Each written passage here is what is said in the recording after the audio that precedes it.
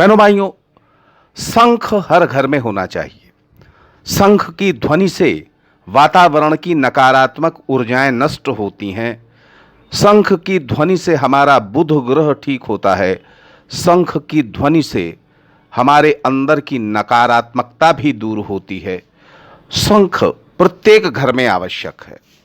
आमतौर पर जो शंख होते हैं वो एंटी क्लॉकवाइज होते हैं, वामावर्त होते हैं, लेकिन दक्षिणावर्ती शंख अगर घर में है तो स्थायी रूप से लक्ष्मी जी का वास होता है। यानी आप कमाते बहुत हैं लेकिन आपका पैसा रुकता नहीं है, तो घर में दक्षिणावर्ती शंख जरूर रखिए। अगर आपके पास आय के संसाधन कम हैं तो भी आप दक्षिणावर्ती शंख रख लें। इससे आय के संसाधनों में वृद्धि होती है और घर में स्थिर लक्ष्मी का वास होता है।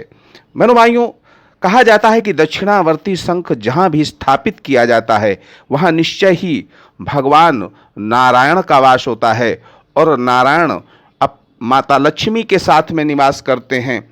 यहाँ लक्ष्मी आती है, रोग शोक मोह का नाश हो जाता है, प्रतिष्ठा बढ़ती है, राज्य में, समाज में और परिवार में आपको सम्मान प्राप्त होता है, व्यापार में अप्रत्याशित लाभ होता है दक्षिणावर्ती शंख रख लेने मात्र से। लेकिन क्या दक्षिणावर्ती शंख रख लेने से ही सब कुछ हो जाता है? कुछ इसके विधान बताऊंगा। इस वीडियो को लास्ट तक देखिएगा, बड़ी जरूरी और आवश्यक जानकारी आप तक है। बहनों भाइयों, शंख अगर आपके पास नहीं है तो दक्षिणावर्ती शंख ले आएं, और अगर है तो इसका पूजन करें।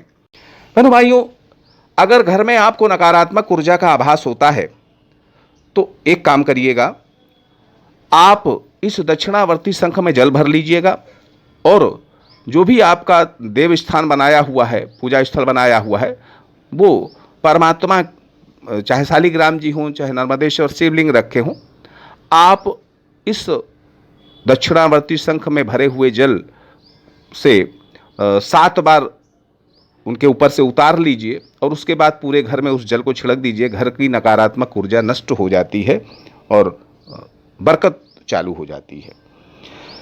शंख में जल, गंगा जल भर करके जिसके मस्तक पर छींटे दिए जाते हैं उसके समस्त पाप नष्ट हो जाते हैं और गोहत्या और ब्रह्म हत्या जैसे पाप भी नष्ट हो जाते हैं। पूजन के पश्चात शंख में दूध भर करके यदि किसी बंध्या स्त्री को पिलाया जाता है तो वो पुत्रवती हो जाती है, ऐसा भी माना जाता है।